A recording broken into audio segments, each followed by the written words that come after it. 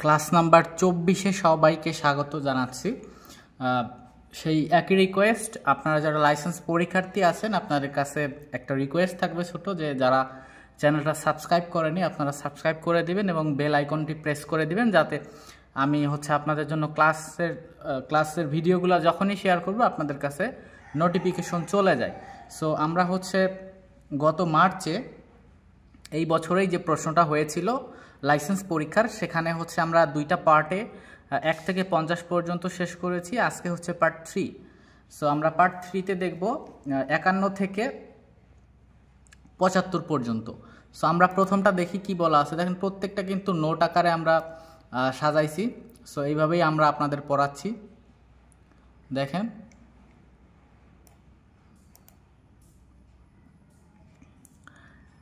। 51 থেকে আমরা শুরু করব।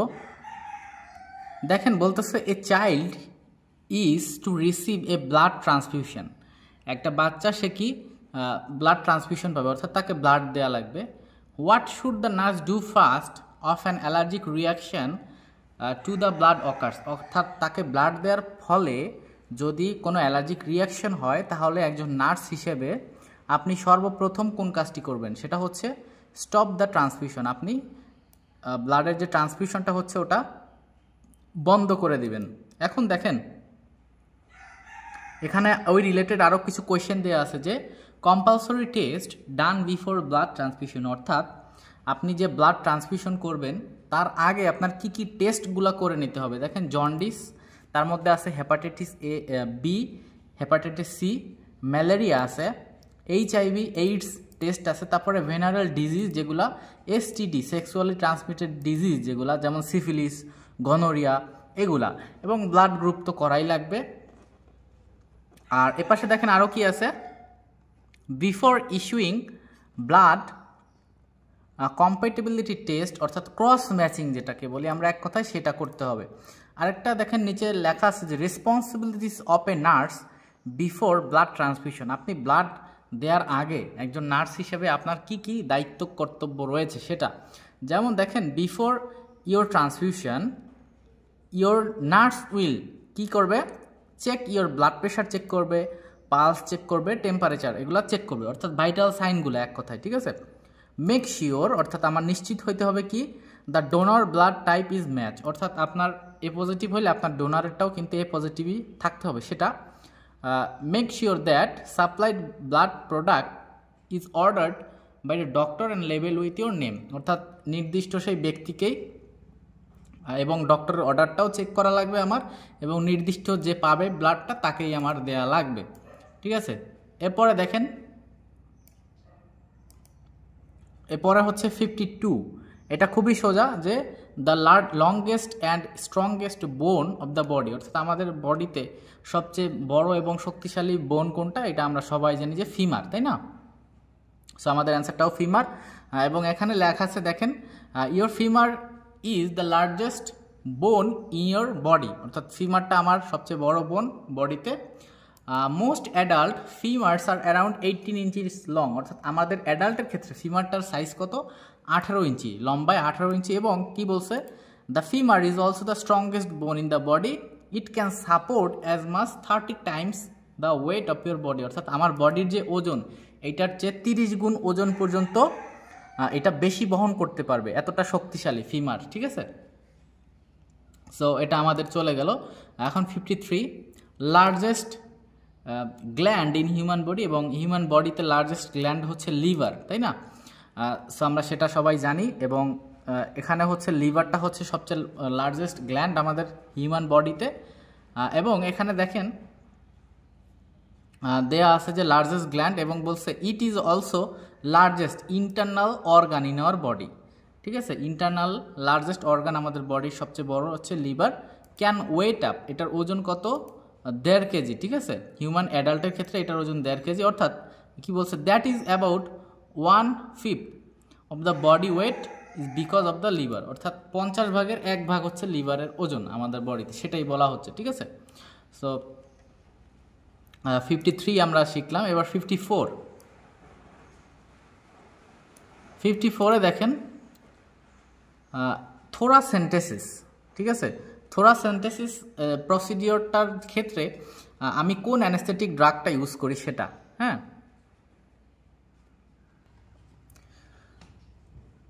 সো আমরা থোরাসেন্টেসিসে মূলত পরকেইন 2% অ্যানেস্থেটিক এইটা আমরা ইউজ করি। থোরাসেন্টেসিস হচ্ছে আমি হচ্ছে যখন লাংস থেকে আমার ফ্লুইড আমি বের করব সেই প্রসিডিওরটার নাম হচ্ছে থোরাসেন্টেসিস। আমরা নিচে যে প্রসিডিওরটা আছে দেখেন, নোটটা আছে, ওইটা দেখলে আমরা আর একটু ক্লিয়ার হতে পারবো। দেখেন, thoracentesis is a procedure use to obtain A sample of fluid from the space around your lungs. অর্থাৎ আমার যে লাংসের স্পেস আছে সেখান থেকে ফ্লুইড নিব, কল্ড লাংসের যে স্পেস প্লুরাল মেমব্রেন সেটা আমার প্লুরাল স্পেস বলে, তাই না, লাংসের কভারিং। এখন বলছে this fluid is called pleural fluid and normally exist only thin layer in the area between lungs and chest wall. আচ্ছা, তাহলে ওইটা আমরা শিখলাম যে আমার যে প্লুরাল ফ্লুইড আমি স্যাম্পল যে কালেক্ট করবো সেটা হলো আমার থোরাসেন্টেসিস, ঠিক আছে। সো এটা আমার চলে গেল 54। এবার 55 দেখেন,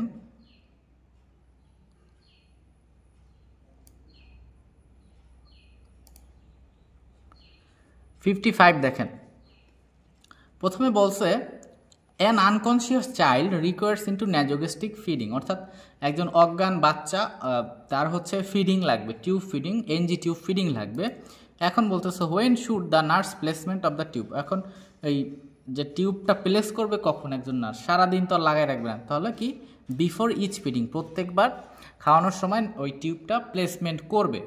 এখন দেখেন এখানে আরও ডিটেলসলি দেয়া আছে যে ন্যাজোগ্যাস্ট্রিক টিউব সম্পর্কে। দেখেন, a nasogastric tube is a thin soft tube goes in through the nose down to the throat and to the stomach। অর্থাৎ আমার এক কথায় একদম সেই নাক থেকে স্টমাক পর্যন্ত চলে যাবে। এবং বলছে there are use to feed formula to child who can not get nutrition by mouth. অর্থাৎ যে মুখে খেতে পারবে না আমার তাকেই কিন্তু ফিডিংটা দেওয়া লাগবে, তাই না। এখন দেখেন পজিশন, আমি কোন পজিশনে হচ্ছে এনজি টিউবটা মানে ইনসার্ট করব, প্রবেশ করাবো, প্রথমবারের মতো প্লেস করব, ঠিক আছে।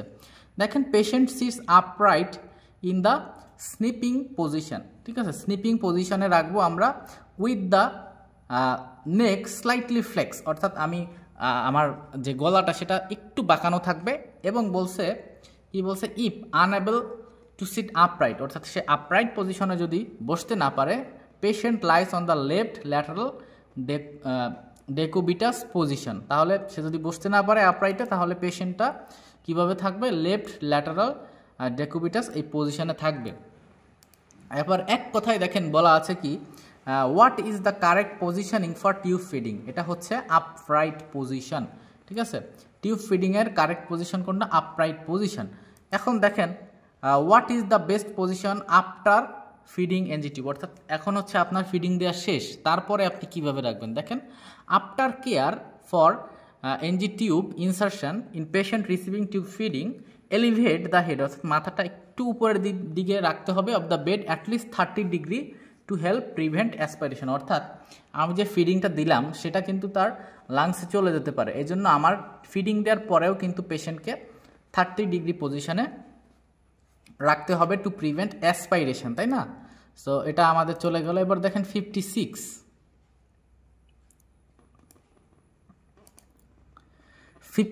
দেখেন 56 বলছে পোস্টপার্টাম হ্যামোরেজ পিপিএইচ, ঠিক আছে। পোস্টপার্টাম হ্যামোরেজে কতটুকু ব্লাড লস হয় সেটা হচ্ছে 500 ml, ঠিক আছে। এখন আমরা পোস্টপার্টাম হ্যামোরেজের ডেফিনিশনটা দেখি সুন্দরভাবে কি দেয়া আছে। দেখেন, postpartum haemorrhage also called PPH সংক্ষেপে is when a woman has heavy bleeding after giving birth. অর্থাৎ ডেলিভারির পরে যে হেভি ব্লিডিং হচ্ছে সেটাকে আমরা বলতেছি postpartum haemorrhage. Primary postpartum haemorrhage is bleeding occurs in the first 24 hours after delivery. অর্থাৎ আমরা প্রাইমারি পোস্টপার্টাম হ্যামোরেজ কখন বলবো, বাচ্চার ডেলিভারির 24 ঘন্টার মধ্যে যদি এক্সেসিভ ব্লিডিং হয় 500 ml বা তার চেয়ে বেশি, তখন আমরা সেটাকে বলবো প্রাইমারি পিপিএইচ। এবার সেকেন্ডারি পিপিএইচ কোনটা দেখেন, secondary postpartum haemorrhage is characterised at bleeding that occurs কি 24 ঘন্টা থেকে 12 সপ্তাহ পর্যন্ত যদি হয় তখন আমরা সেটাকে বলবো সেকেন্ডারি পিপিএইচ। তাহলে বোঝা গেল এটা। আচ্ছা, এরপরে 57 দেখেন,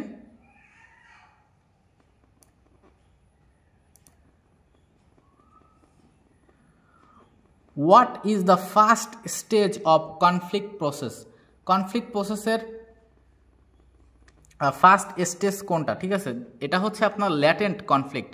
ল্যাটেন্ট বলতে কি, সুপ্ত অবস্থায় থাকে, মানে নিজের মনের মধ্যে থাকে, একটা ঝামেলা বাঁধার আগে মনে মনে থাকে না, যে ল্যাটেন্ট একটা অবস্থা, অর্থাৎ সুপ্ত একটা অবস্থায় থাকে, সেটাকে বলতেছে হচ্ছে ফার্স্ট স্টেজ কনফ্লিক্টের। এখন আপনার কনফ্লিক্ট যে প্রসেস, সেইটার আপনার 5টা স্টেজ দিয়ে আছে দেখেন। একটা হচ্ছে পোটেনশিয়াল অপোজিশন অর ইনকম্পেটিবিলিটি, তারপরে কগনিশন, ধারণা করা, তারপরে পার্সোনালাইজেশন, তারপরে ইন্টেনশন, তারপরে বিহেভিয়ার, তারপরে কনফ্লিক্ট আউটকাম। ঠিক আছে, এই 5টা হলো স্টেজ কনফ্লিক্টের।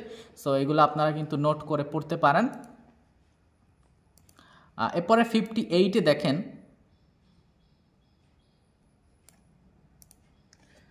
58-এ কি দেওয়া আছে দেখেন,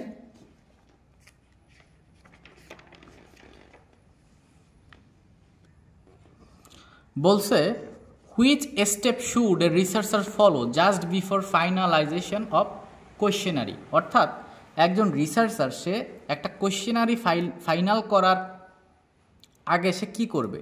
সে হচ্ছে কি করবে, প্রি টেস্ট অফ কোয়েশ্চেনারি। সে কোয়েশ্চেনারি যে সেটগুলো সেটা সে আগে একটু প্রি টেস্ট করে নেবে, পূর্বেই টেস্ট করে নেবে। ঠিক আছে, সেটা এখন আমার বুঝতে হবে যে কোয়েশ্চেনারিটা কী জিনিস আসলে।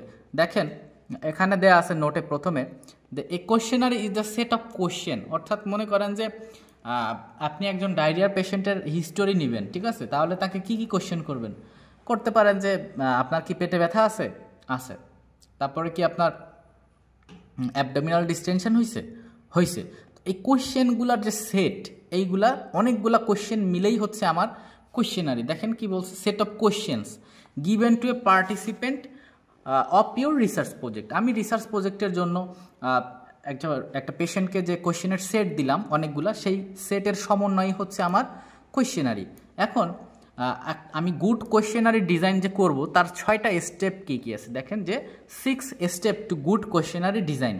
তার মধ্যে কি কি আছে? Identify your research aim. প্রথমে আমার রিসার্চের যে গোলটা আছে, যে আমি কোন ওয়েতে আগাবো বা এইমটা, সেটা আমি আইডেন্টিফাই করব। বলছে দ্য গোল অফ ইউর কোয়েশ্চেনারি, সেই একই কথা, এইম বা গোল আমরা আগে আইডেন্টিফাই করে নিব। ডিফাইন ইউর টার্গেট রেসপন্ডেন্ট, আমি টার্গেট রেসপন্ডেন্টকে বলবো। তারপরে ডেভেলপ কোয়েশ্চেন্স, আমি কোয়েশ্চেন তারপরে তৈরি করব। চুজ ইউর কোয়েশ্চেন টাইপ, অর্থাৎ আমার কোয়েশ্চেন টাইপগুলা সিলেক্ট করতে হবে। তাহলে মনে করেন যে ডায়রিয়ার একটা পেশেন্ট, আমি যদি গিয়ে বলি আপনার কি বুকে ব্যথা আছে, এই প্রশ্ন যদি আমি রাখি, হবে না, কারণ ওইটা রিলেভেন্ট হইতে হবে, ওই রিলেটেড হইতে হবে, না হলে কিন্তু এটা অ্যাপ্রোপ্রিয়েট হবে না। ঠিক আছে, এরপরে দেখেন design question sequence and overall layout. এখানে মূলত কোয়েশ্চেন সিকুয়েন্স বলতে বোঝাচ্ছে একটা কোয়েশ্চেনের ক্রমান্বয়, মানে একটার পর একটা, মানে ধাপ আছে। হ্যাঁ, প্রথমেই একদম উল্টাপাল্টা চলে গেলে হবে না, বা ডিপে চলে গেলে হবে না। আমি বেসিক থেকে একদম তারপরে ডিপলি কোয়েশ্চেনটা আপনি করবেন। তারপরে দেখেন রান এ পাইলট। পাইলট মানে হচ্ছে গবেষণার একটা সমীক্ষা। ঠিক আছে, এটাকে বলতেছি আমরা পাইলট, রান এ পাইলট। এটা হচ্ছে রিসার্চের একটা সমীক্ষা। এরপরে বলতেছে দেখেন 59-এ কি বলতেছে,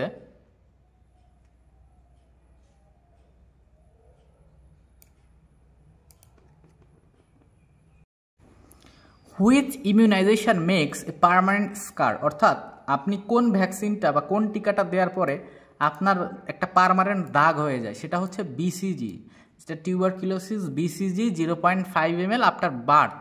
এটা দেওয়ার ফলে কিন্তু আপনার পার্মানেন্টলি একটা দাগ হয়ে যায়। দেখবেন বাম হাতে কিন্তু আপনার পার্মানেন্ট একটা দাগ আছে, তাই না? সো এইটা হচ্ছে আপনার বিসিজির কারণে এটা হয়। সো দেখেন কি বলছে, যে BCG vaccine scar both the smallpox vaccine and the tuberculosis vaccine cause blister to fill with pus crust. আর কি বলছে, over from a scab within few weeks, কয়েক সপ্তাহের মধ্যে কিন্তু এটা দেখা দেয়। People who received the BCG vaccine in the past often have permanent scar in the area where they receive the injection. অর্থাৎ আপনি যেখানে ইঞ্জেকশনটা নিচ্ছেন সেখানে কিন্তু পার্মানেন্টলি একটা আপনার দাগ থেকে যাবে। ঠিক আছে, সো এটা বলতেছে। এবার 60 দেখেন,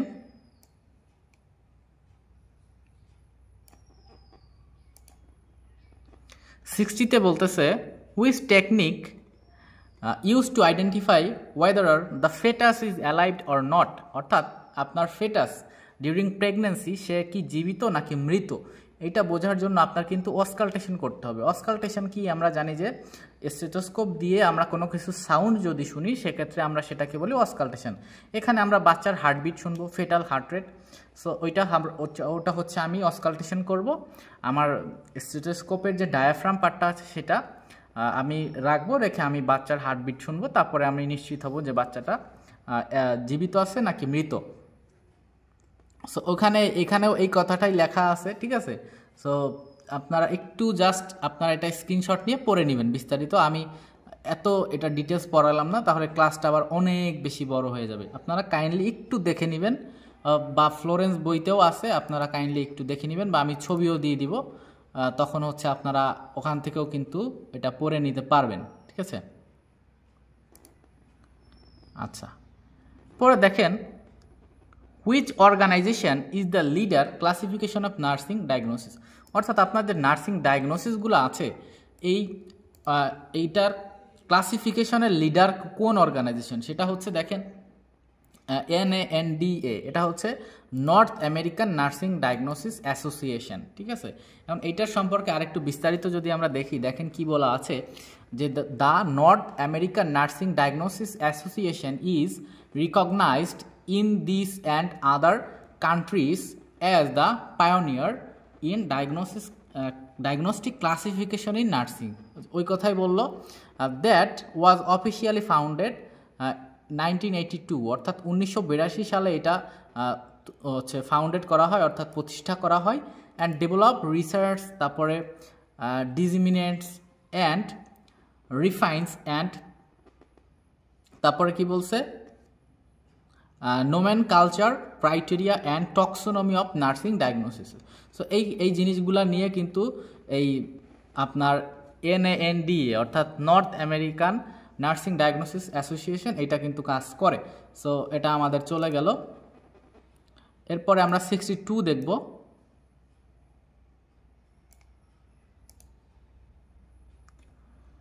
62তে দেখেন বলা হচ্ছে what is the most important nursing intervention for a 3 years old child with diagnosis of nephrotic syndrome. Nephrotic syndrome 3 বছরের একটা বাচ্চার ক্ষেত্রে আমার গুরুত্বপূর্ণ নার্সিং ইন্টারভেনশন কি, সেটা হচ্ছে প্রিভেন্টিং ইনফেকশন। তার জন্য ইনফেকশন না হয় সেটা প্রিভেন্ট করতে হবে, এটাই হচ্ছে আমাদের মোস্ট ইম্পর্ট্যান্ট নার্সিং ইন্টারভেনশন। এবং এখানে ডায়াগনস্টিক ক্রাইটেরিয়াটা আপনার দেখতে হবে। নেফ্রোটিক সিনড্রোমে হলে আমরা কি কি পাবো, দেখেন আমরা পাবো প্রথমে প্রোটিন ইউরিয়া, অর্থাৎ আমরা দেখব যে ইউরিনের সাথে তার প্রোটিন চলে যাচ্ছে, তাই না। আমরা ইউরিনে প্রোটিন পাবো গ্রেটার দেন কত 3 থেকে 3.5 গ্রাম প্রত্যেক 24 ঘন্টায় আমরা পাবো স্পট ইউরিন প্রোটিন। আর কি বলছে ক্রিয়েটিনাইন রেশিও অফ কত 300 থেকে 350 mg পার mmol মিলিমোলস পার লিটার, ঠিক আছে। এরপরে সেরাম অ্যালবুমিন দেখেন 25 গ্রাম পার লিটার, এর চেয়ে আমরা কম পাবো। সিরাম অ্যালবুমিন 25 গ্রাম পার লিটার, এর চেয়ে আমরা কম পাবো। আর ক্লিনিক্যাল এভিডেন্স অফ কী পাবো পেরিফেরাল এডিমা, তা আমরা দেখবো যে তার ফেস, তারপরে ফিট, অ্যাঙ্কেলস এগুলা সব ফুলে যাচ্ছে, হ্যাঁ।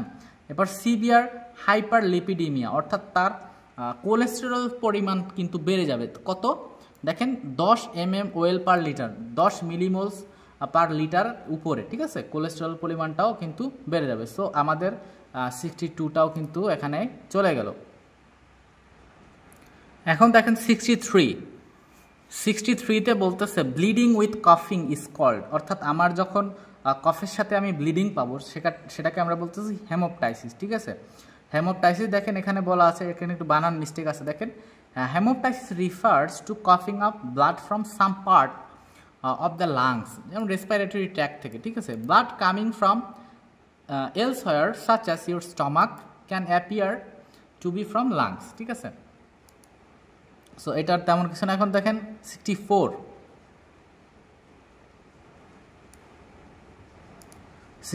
কি বলছে দেখেন severe allergic reaction to a drug is known as, অর্থাৎ আপনি একটা ড্রাগ দেওয়ার ফলে একটা পেশেন্টের মধ্যে সিভিয়ার অ্যালার্জিক রিয়াকশন দেখতে পেলেন, সেটাকে কি বলে? Anaphylactic reaction. সেটাকে বলে কি? Anaphylactic reaction. ঠিক আছে, এরপরে দেখেন আরও লেখা আছে সুন্দর করে নোটে যে anaphylaxis is an acute life threatening hyper sensitivity disorder, তাই না?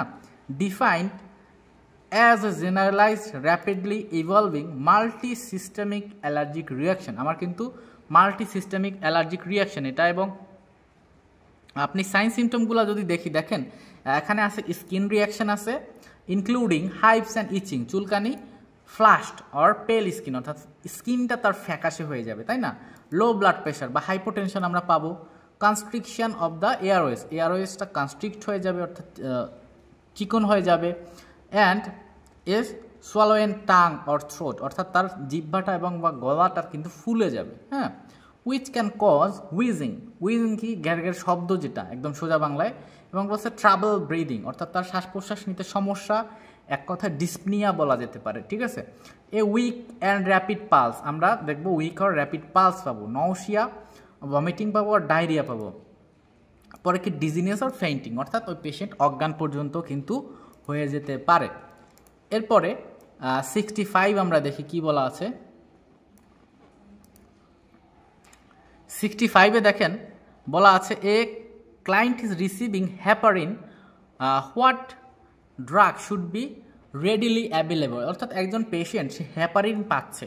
এখন আপনি কোন ড্রাগটা হচ্ছে আপনার কাছে রাখবেন সবসময়? সেটা হচ্ছে পোটামিন সালফেট, কারণ এই হ্যাপারিনের অ্যান্টিডোট হচ্ছে পোটামিন সালফেট। তাহলে যদি হ্যাপারিন দেওয়ার ফলে যদি সেই পেশেন্টের টক্সিসিটি হয়ে যায়, তখন আপনি অ্যান্টিডোট হিসেবে কিন্তু ওইটা তৎক্ষণাৎ ইউজ করতে পারবেন, পোটামিন সালফেটটা। এই জন্য এখানে বলা হচ্ছে যে আপনি হ্যাপারিন দেওয়ার সময় ওইটা অ্যাভেলেবেল রাখবেন হচ্ছে পোটামিন সালফেট। দেখেন কি বলে এখানে নোটে, protamine is a medication use to reverse or neutralise the anticoagulant effect of heparin. ঠিক আছে, অর্থাৎ অ্যান্টিকোয়াগুলেন্ট যত ড্রাগ আছে সবগুলার মোটামুটি কিন্তু এই পোটামিন সালফেট দেয়া যাবে রিভার্স করার জন্য।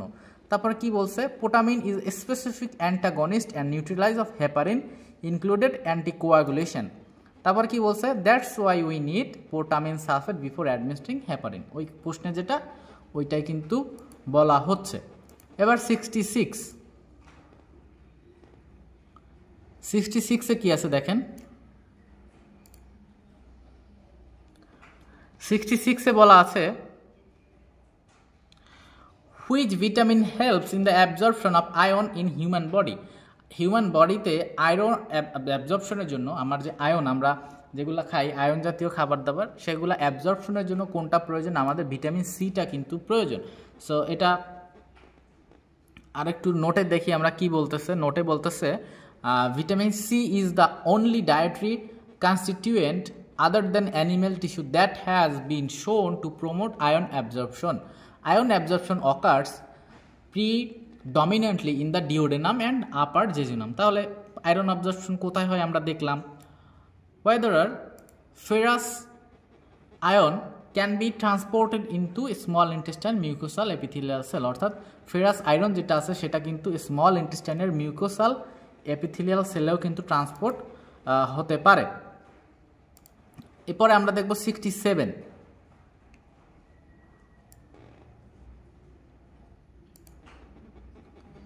67-এ দেখেন কি বলতেছে, the advantages of pen like insulin delivery device over syringe include, অর্থাৎ আপনি পেন লাইক, এখন দেখবেন যে আইসিইউতে আপনারা দেখতে পান যে কলমের মতো একটা হচ্ছে ইনসুলিন দেওয়ার মতো সিরিঞ্জ, ওখানে আপনি কতটুক দিবেন সেই কত ইউনিট হচ্ছে জাস্ট শুধু আপনি সেট করে জাস্ট মাথায় কলমের মতো জাস্ট ওখানে মাথায় চাপ দিয়ে ধরলে একদম অ্যাকুরেট ডোজ, যত ইউনিট আপনি সেট করবেন ততটুকুই কিন্তু আপনার বডিতে যাবে। আর এমনি সিরিঞ্জ দিয়ে দিলে কিন্তু দেখবেন সামান্য একটু হইলেও কিন্তু কম বেশি হওয়ার সম্ভাবনা থেকে যায়।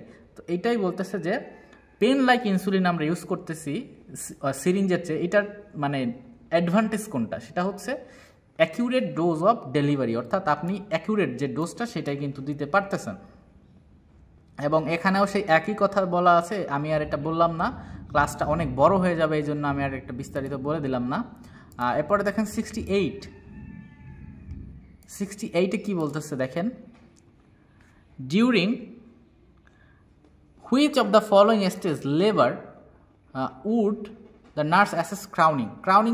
ক্রাউন শব্দটার আমি যদি খালি ক্রাউন শব্দটার বাংলা বলি সেটা হচ্ছে মুকুট, অর্থাৎ দেখবেন যে কাগজের মুকুট আমরা মাথায় পরি না, ওই যে পার্টটা আমার মাথাটা ঢাকে একটা মুকুট যদি মাথার উপরে দেই ওই পার্টটা কিন্তু আমার শো হবে। হ্যাঁ, বাচ্চার মাথাটা কিন্তু ওই যে পোর্শনটা ওই অংশটুকু আমি দেখতে পাবো। এটা কখন দেখতে পাবো? যে সেকেন্ড স্টেজে আমরা পড়ছি না যে ক্রাউনিং, তারপরে restitution, internal rotation, external rotation, এগুলো পড়ছি না, সব হচ্ছে কি লেবারের ওই স্টেপগুলো সেকেন্ড স্টেজে গিয়া। সো ওই ক্রাউনিং আমি দেখতে পাবো হচ্ছে সেকেন্ড স্টেজ অফ লেবারে। সো এটা এই পর্যন্তই রাখলাম, আর বললাম না। এখন দেখেন,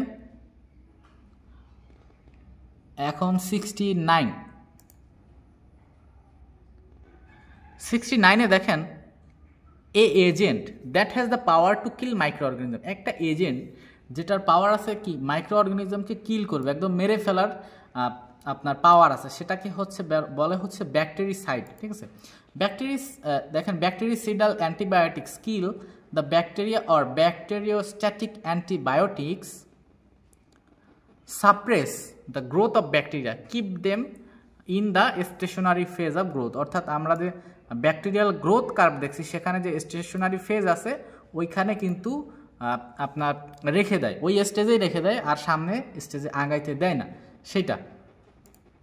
এখন দেখেন 70-তে কি বলতেছে,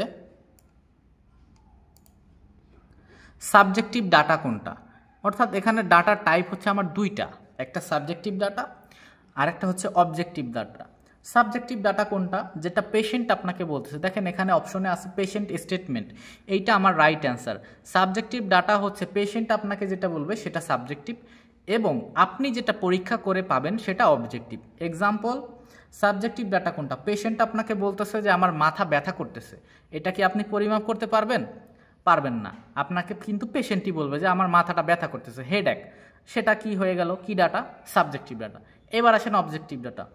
অবজেক্টিভ কোনটা, আপনি গিয়া প্রেশার মাপলেন, মেপে দেখলেন যে হাইপার টেনশন 150 বাই মনে করেন যে 100 হাইপার টেনশন, তাহলে কি এটা দেখলেন যে হাইপার টেনশন হচ্ছে, প্রেশার বেশি, এইটা আপনি পরিমাপ করে পাইলেন, এইটা হলো অবজেক্টিভ ডাটা। তাহলে পেশেন্ট যেটা বলবে সেটা সাবজেক্টিভ, আমরা পরিমাপ করে যেটা পাবো সেটা অবজেক্টিভ। ঠিক আছে, সো এবং নিচে দেখেন ওই কথাটাই বলা আছে, একটা এক্সাম্পল দেওয়া আছে, আমি আর এই এক্সাম্পলটা বললাম না, এখানে অ্যানাদার আরেকটা এক্সাম্পল দেওয়া আছে। সো এটা আমি আশা করি আপনারা বুঝতে পারছেন। এখন 71 দেখেন, 71-এ দেখেন,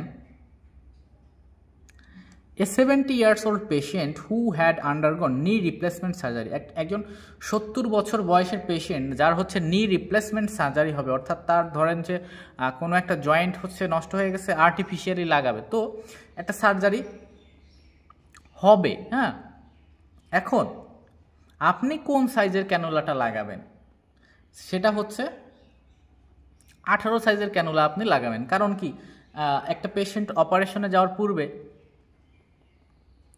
তো হচ্ছে আপনার অপারেশনে যাওয়ার পূর্বে 18 সাইজের ক্যানুলা করতে হবে। কারণ একটা পেশেন্ট অপারেশন হলে পরে কিন্তু আপনার মোটামুটি 2-3 দিন কিন্তু আপনার আইবিতেই কিন্তু মেডিসিন বলেন, তারপরে আদার্স ফ্লুইড বলেন, তারপরে স্যালাইন বলেন, সব কিন্তু আইবিতেই যায়। সো আমার কিন্তু 18 সাইজেরটাই করা লাগবে।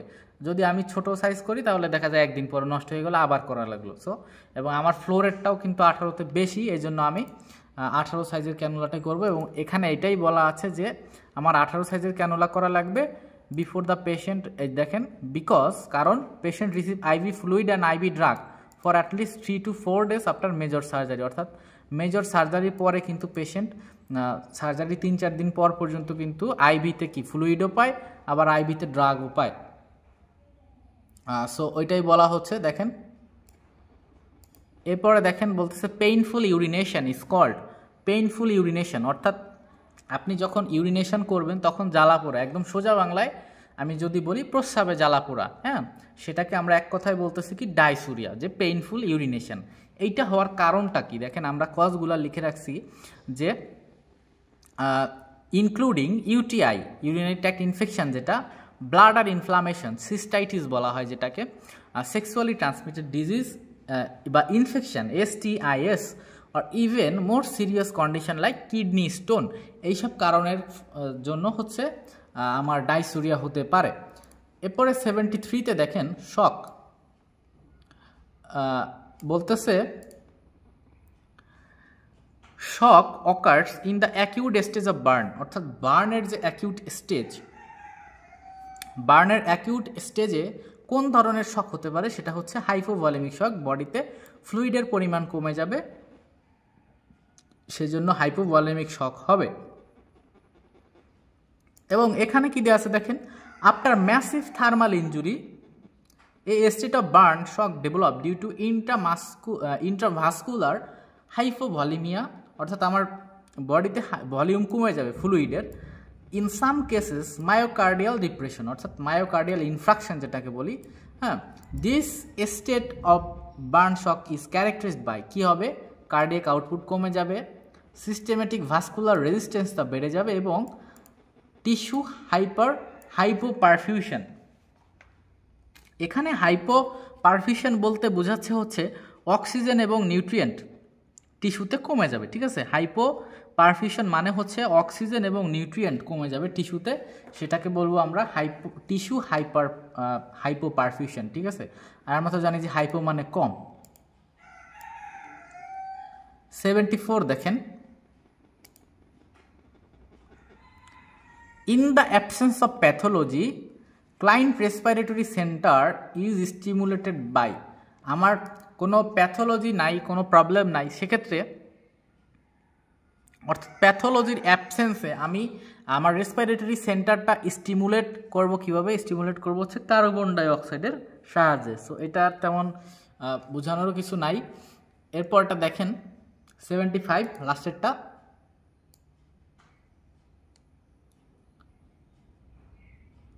আচ্ছা লাস্টেরটা দেখেন কি বলছে 75-এ,